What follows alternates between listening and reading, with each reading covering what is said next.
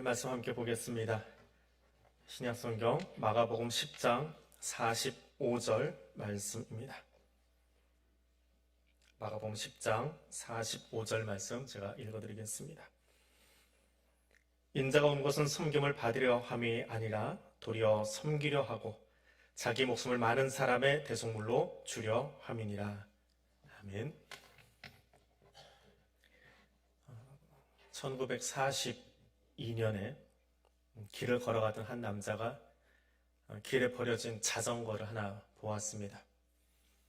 버려진 그 자전거를 집으로 끌고 가서는 분해를 하기 시작합니다. 그리고 자전거의 핸들 있지요? 이렇게 잡고 있는 그 핸들을 떼어내고, 그리고 뒤에 있는 자기 앉는 그 안장을 떼가지고 핸들 위에다가 안장을 붙여놨어요. 어떻게 생겼는지 보여드릴게요.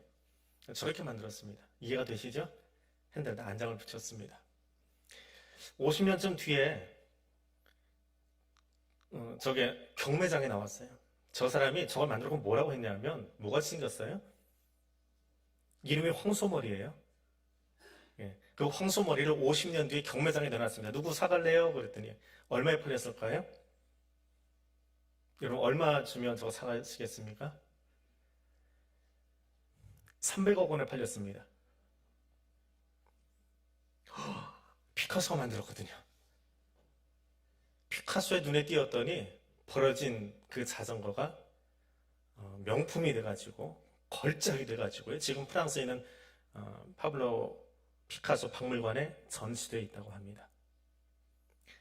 자, 이것과는 비교되지 않는 일들이 성경에 기록되어 있습니다. 에베소서에서는 이런 구절이 하나 등장합니다. 우리는 그가 만드신 바라. 원어로는 포이에마라고 하는데, 영어 성경 중에 NLT 성경이 나오고 있습니다. 그 NLT 성경에서 이렇게 번역을 했습니다. For we are God's masterpiece라고 되어 있습니다. masterpiece, 걸작이다. 우리는 그의 걸작이다. 명작이다. 사람은 하나님이 만드신 모든 것 중에 걸작 중에 걸작이다 라고 하는 것이 에베소서에서 증언하는 내용입니다. 생각해 보십시오. 고작 흙먼지에 불과한 그것을 하나님이 가져다가 당신의 생명의 호흡을 불어넣으셨더니 그것이 생명에 있는 영혼이 되었더라. 흙이 훅 했더니 생명에는 영혼, 생명이 되었더라 라고 창세기는 적고 있습니다. 걸작 중에 걸작이지요. 그런데 이 걸작이라 일컫는 사람들이 제멋대로 행동을 해가지고 죽음에 이르릅니다. 선악과를 따먹고 죽음을 자초합니다. 그럴 때 하나님께서는 이번에 어떻게 하십니까? 친히 인간이 되시는 말도 되지 않는 행동을 하십니다. 그리고 타락한 인간들을 위해서 십자가에 달리신 예수를 바라보고, 그 예수가 나의 죄를 위해서 죽으셨습니다라고 입술로 고백만 하면 구원해 주시겠다라고 하는, 그것도 모자라서 망가져버린 그 걸작을 다시 회복시키셔서 이번에는 하나님의 자녀 삼아주시는 구원 역사의 최고의 명장면을 연출하십니다. 이것이 하나님의 구원 사역입니다. 그리고 이후에 이야기가 끝나지 않았어요. 그 이후에 이 명장면의 주인공들, 십자가에 달리신 예수가 나의 구원자입니다라고 함께 고백하는 사람들이 한 곳에 모여들기 시작합니다. 나의 고백과 당신의 고백이 같아요. 나도 예수를 구주로 고백하는데 우리 집사님도 예수를 구주로 고백해요. 그렇게 함께 고백을 나누는 사람들이 모인 곳이 뭐예요? 그것이 교회입니다. 똑같이 흙으로 만들어져 또 흙으로 돌아갈 존재이지만 우리의 소망은 예수 안에 있습니다라고 하는 한 고백을 가지고 모인 곳이 교회더라라고 하는 것입니다. 세상은 서로 우두머리가 되기 위해서, 서로 으뜸이 되기 위해서 경쟁하고 싸우고 있지만 우리는 본래 흙이었고 흙으로 돌아갈 연약한 존재입니다. 그러나 예수로 말미암아서 우리가 하나님의 자녀되는 소망을 가지고 여기 모였습니다. 세상에서 보면 정말 이상한 모임, 그것이 교회입니다. 그래서 교회는 세상 속에 있지만 세상은 절대로 감당할 수 없는 그런 섬김의 공동체입니다. 그 하나님의 걸작들이 모인 공동체, 그 걸작들이 하는 이 교회 안에서 배우는 최고의 배움이 무엇이냐? 하나님이 인간이 되셔서 우리를 섬겨주신 것은 우리도 섬김을 배우는 거예요. 섬기는 것을 배우는 거예요. 그것이 교회입니다. 그래서 섬김이 무엇이냐? 섬김은 일하는 것입니다. 종이 되는 것입니다. 섬기는 사람들입니다. SNS라고 부르지요. 페이스북이나 트위터나 옛날에 했던 90년대 갬성이라고 그러는 싸이월드나 혹은 최근 하는 인스타그램이나 거기를 보면 이 젊은 부부들 혹은 청년들이 사진을 많이 올려요. 이 사진을 많이 들여다보십시오. 어떤 걸 올려요? 너는 여기 안 가봤지 나는 가봤다. 내가 여기 첫 발자국 찍었어. 여기 음식 너무 맛있어. 그걸 잘 찍기 위한 사진의 구도 잡는 방법까지 배우고요. 요즘 핸드폰은 그게 자동으로 설정이 되어 있어요. 음식에 딱 그냥 고기만 뽀얗게 처리해주는, 그걸 올려놓습니다. 내가 무엇을 먹었고 무엇을 즐기고 어디 가서 돈을 썼고 하는 소비적인 이야기들을 거기다 올려놔요. 그건 어떤 내용입니까? 나는 이것을 소비하는 사람이야. 너는 이런 거 소비할 줄 모르지. 너는 이런 데 가볼 줄 모르지. 나는 여기에 나를 소비하고 있어. 소비자로서의 자신을 거기에 올려놓습니다. 그런데 하나님은 교회를 통해서 우리를 소비적인 신앙이 아니라, 소비하는 신앙이 아니라 창조하는 신앙인이 되기를 원하고 있습니다. 창조한다라고 하는 것은 쉽게 얘기하면 일한다라고 하는 거예요. 창조를 하려면 일을 해야 되잖아요. 일을 하는 사람들이에요. 어떤 일이요? 섬기는 자리로 가는 거예요. 섬기는 일을 하기 위해서 가는 거예요. 그것이 교회 와서 신앙생활을 오래 한 사람들이 보여주는 모습이에요. 섬기는 일을 하기 위해서 교회 다니는 거예요. 세상은 남만보다 으뜸되기 위해서 살지만 교회는 섬기는 일을 배우면서 살아가는 겁니다. 하나님의 자녀들은 창조를 위해서, 종이 되어 누군가를 섬기기 위해서, 종이 되어 일하기 위해서 가더라 라고 하는 겁니다. 항전직 투표를 한다고 하니까 안 보이시던 분들도 보여요. 그러려니 합니다. 늘 그래 왔거든요. 그런데 항전직 투표를 하고 나서 이제 뒤 교육을 할 겁니다. 넉 달 교육을 합니다. 법에 정한 거니까 교육 빠지면 가차없이 임직 안 시킵니다. 그럼 그것도 법이에요. 저를 원망하지 마시고. 근데 지금까지는 제가 우리 교회 와서 항도직 교육을 시키면서 장로들이 참석하고 같이 하는데요. 장로의 후보자들, 선출된 후보자들은 부부가 같이 합니다. 가정이 중요해요. 다른 권사도 집사도 중요하지만 특별히 장로님들은 부인 아무 상관없는데 같이 와요. 혹은 남편은 같이 와요. 그렇게 해야 돼요. 그리고 이제 권사, 또 집사 택되신 분들이 와서 하는데 그 교육 과정 중에 제가 하는 게 재직부서 안 가보셨지? 여기도 가보세요. 저기도 가보세요. 그것도 시키고. 차는데 한 번도 안 해보신 분들이 있어서 특송도 시키고. 근데 이거 가지고 안 되겠다.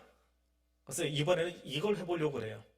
임직하기 전까지 교육부서에 계신 분도 있지만 임직하기 전까지 각 교육부서 다 들어가서 보조교사 하세요.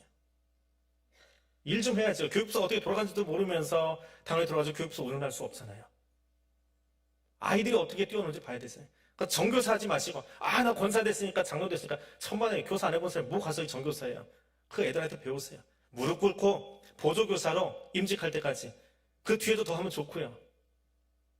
그 교육도 시키려고 그래요. 코로나 때문에 못하지만 선교제 한 번은 나갔다 와야죠. 그리고 선교를 이야기해야죠. 선교사님들이 무엇 때문에 고민하고 무엇 때문에 울고 있는지 알지도 못하면서 교회에다 돈 맡겨놓고 당신이 선교하세요. 이거 물론 선교하는 방법이긴 하지만 내가 그 현장도 보고 같이 울어보고 살펴봐야지요. 코로나 때문에 가볼 수 있는 곳까지는 가보려고 그래요.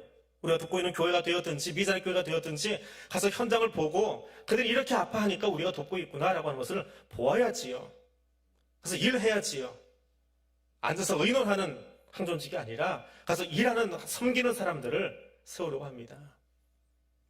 교회는 그 섬김을 배우는 거예요. 신앙이 오래될수록 그렇게 섬기는 거예요. 일하는 거예요. 땀 흘리는 거예요. 그것이 교회이고 그것이 하나님의 백성의 모습이기 때문에 그렇습니다.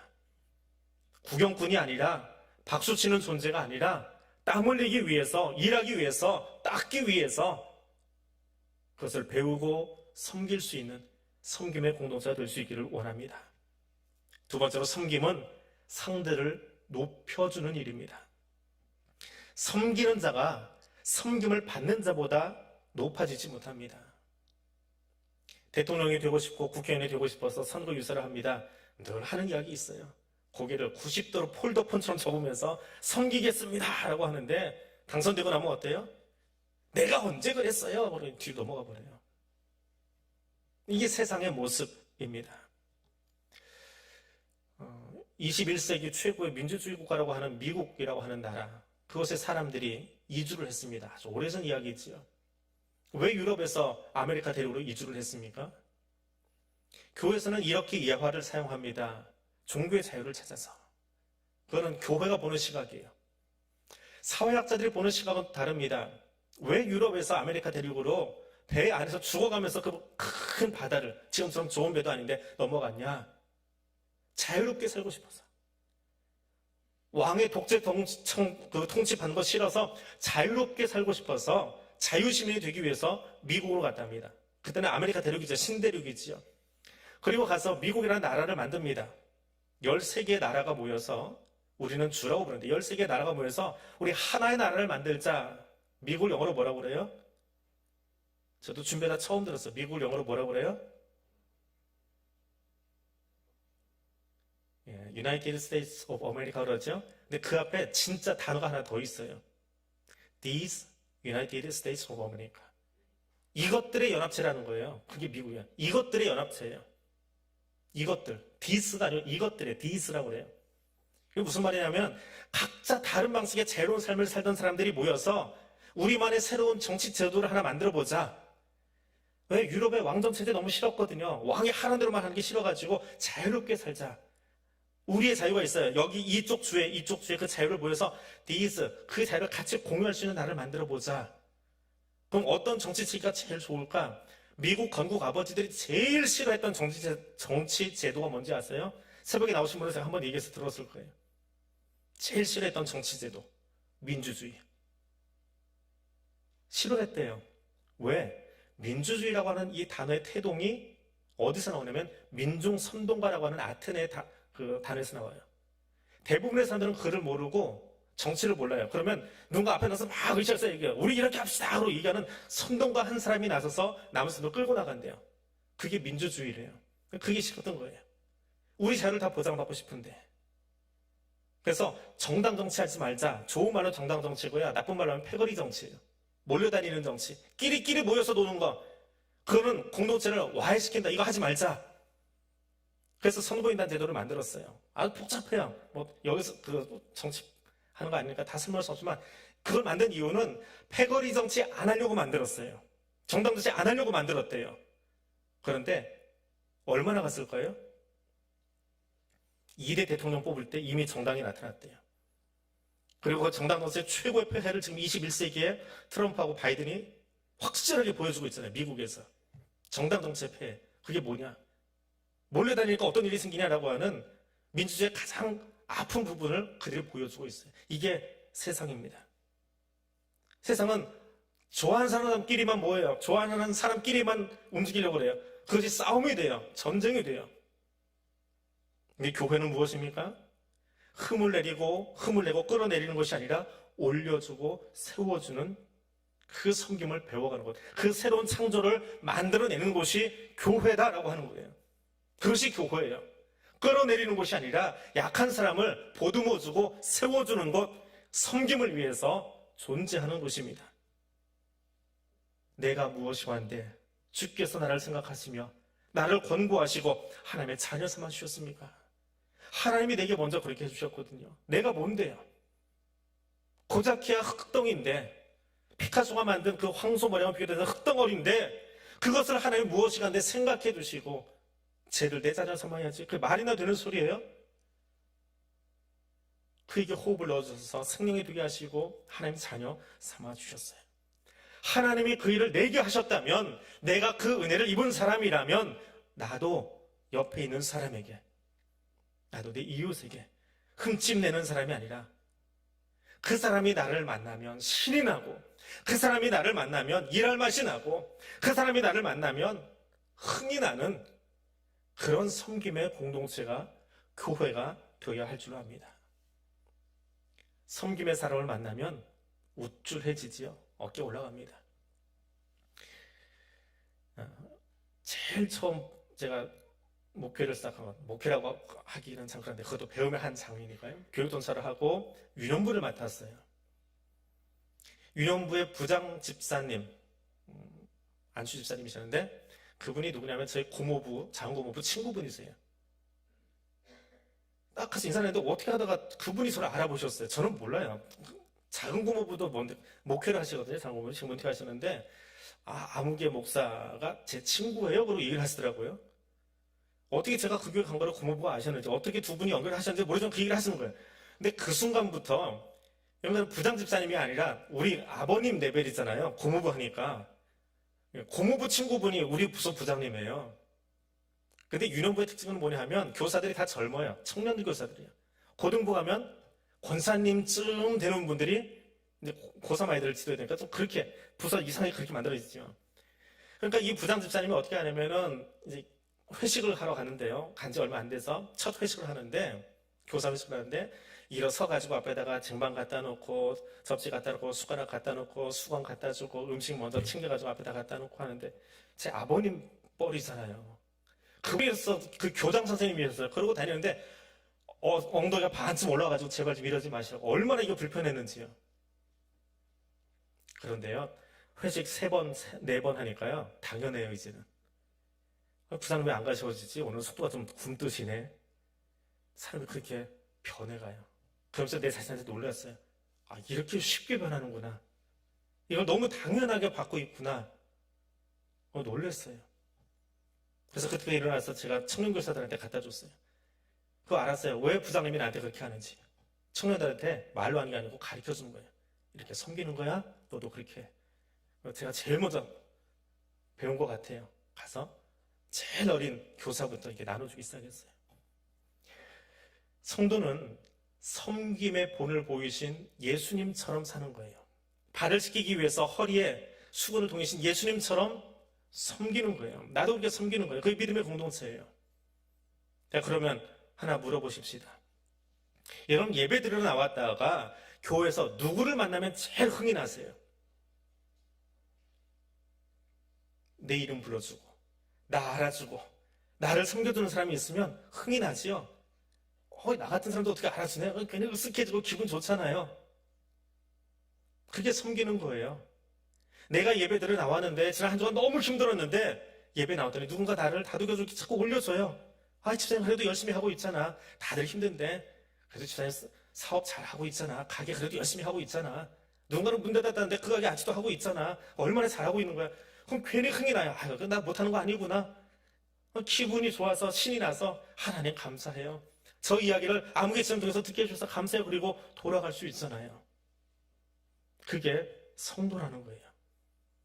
세상에서 힘들고 지칠 때 흥을 돋궈줄 수 있는 사람, 하나님 안에서 새 힘을 부여줄 수 있는 사람, 그 섬김을 해주는 사람, 그것이 교회이고 그렇게 섬길 줄 아는 사람이 세워지면 좋겠어요.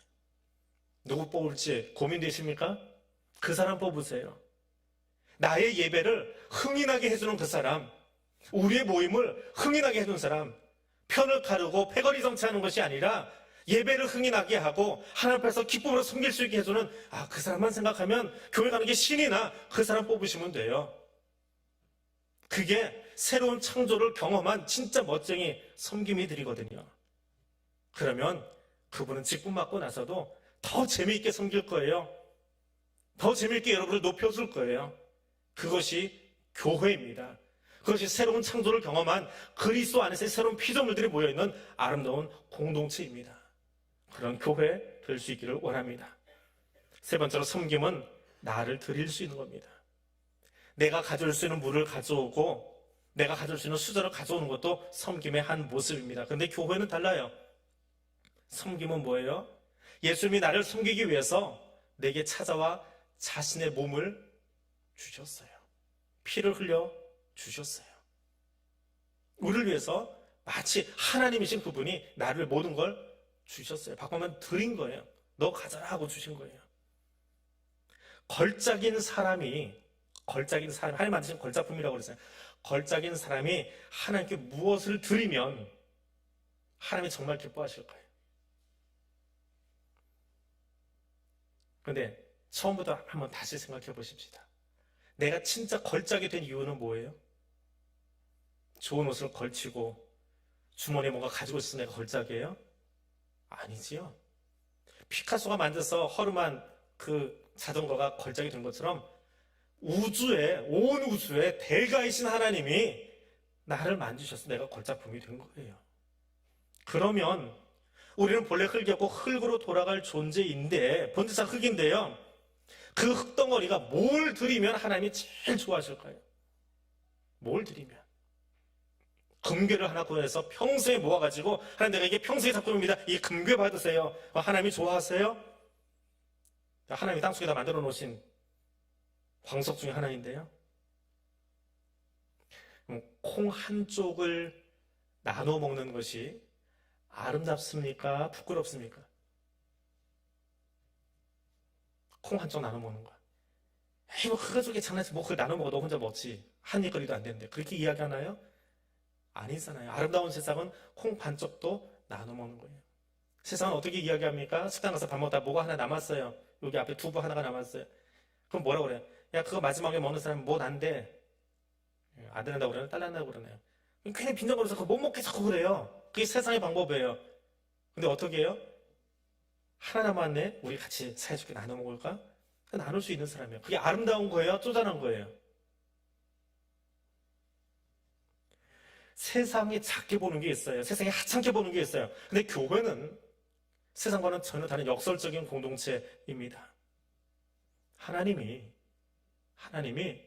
혼자 된 여인의 땡그랑거리는 헌금을 보셨어요. 성전 입구에 놓인 예물함에 고작 2랩돈 동전이 땡그랑거리고 떨어집니다. 얼마나 시끄럽고 그랬을까요? 땡그랑. 그 몇 주 모아가지고 지폐로 만든 다음에 거기다 툭 넣어주면은 소리가 나고 퉁 떨어지는 거 얼마나 좋아요. 묵직하게 종이 묵치 떨어지는 소리 들리면 야, 많이 했구나. 사람들이 듣는 소리예요. 근데 여인은 무엇을 드렸어요? 땡그랑을 드린 거예요? 아니요. 자신의 마음을 드린 거예요. 자신의 전부를 드렸다라고 누가 보신 거예요? 예루살렘 교회 재정부는 헌금통에 얼마가 들어가는지 보았는지 모르겠지만 예루살렘 교회에서 정말 그 예물을 받으신 하나님은 땡그랑 소리가 아니라 전부를 드린 그 여인의 마음을 보셨고요. 예루살렘 교회 재정부는 헌금 액수를 주벌다 내는지 모르지만 하나님은 그 여인의 이름을 성경책에다 기록해놓고 2000년 동안 보게 하셨어요. 이게 헌금이야. 이것이 드림이야. 이것이 섬김이야. 사람들이 땡그랑 소리 들을까봐 겁이 나서 부끄러워서 못 드리는 그것이 아니라 땡그랑도 괜찮아요. 더 시끄럽게 댕글댕글 굴러다녀도 괜찮아요. 주님, 이것 내 전부를 드립니다. 내 생명을 드립니다. 누가 보시는 거예요? 누구에게 드리는 거예요? 하나님에게 드리는 거예요. 하나님이 받으시는 거예요. 하나님께 드리는 사람은 부끄럽지 않아요. 그러나 사람에게 보여주고 싶은 사람은 부끄러워요. 소리가 부끄러워서 못 드려요. 누구를 세워야 됩니까? 하나님을 두려워하는 사람이에요. 사람을 부끄러워하는 사람이에요. 사람을 보지 아니하고 하나님 바라보면서 내게 주신 영원한 생명에 감사해서 드릴 줄 아는 그 사람 세우십시오. 그러면 그 사람이 평생을 하나님 두려워하며 그 모습을 우리에게 보여줄 거예요. 그것이 섬김입니다. 생명을 드릴 줄 아는 사람, 생명을 나눌 줄 아는 사람, 그런 그리스도인 될 수 있기를 원합니다. 말씀을 맺습니다. 촛불은 언제부터 밝아집니까? 촛불 켜면 서서히 밝아지나요? 불 붙인 순간에 밝아집니다. 마찬가지입니다. 그리스도인은 언제부터 빛의 사명자로 살아갑니까? 그리스도인 되는 그 순간이요. 직분을 맡아서가 아니라 예수 믿기로 작정한 그날부터 나는 빛의 사명자로 살아야 돼요. 예수가 나의 구주라고 고백한 그 순간부터 우리는 빛으로 살아야 합니다. 예수님이 내게 본을 보이신 것처럼 그렇게 일하며 섬기며 생명을 나누어주며 하나님께 감사하며 사는 사람입니다. 그리고 그런 우리의 삶을 통해서, 나의 섬김을 통해서 하나님이 영광 받으시기를 원합니다. 기도하겠습니다. 창조주 하나님 아버지, 우리를 위해 베푸신 구원의 놀라운 섭리로 인하여 감사드립니다. 오늘도 그 감격과 감사의 마음으로 이 자리에 섰습니다.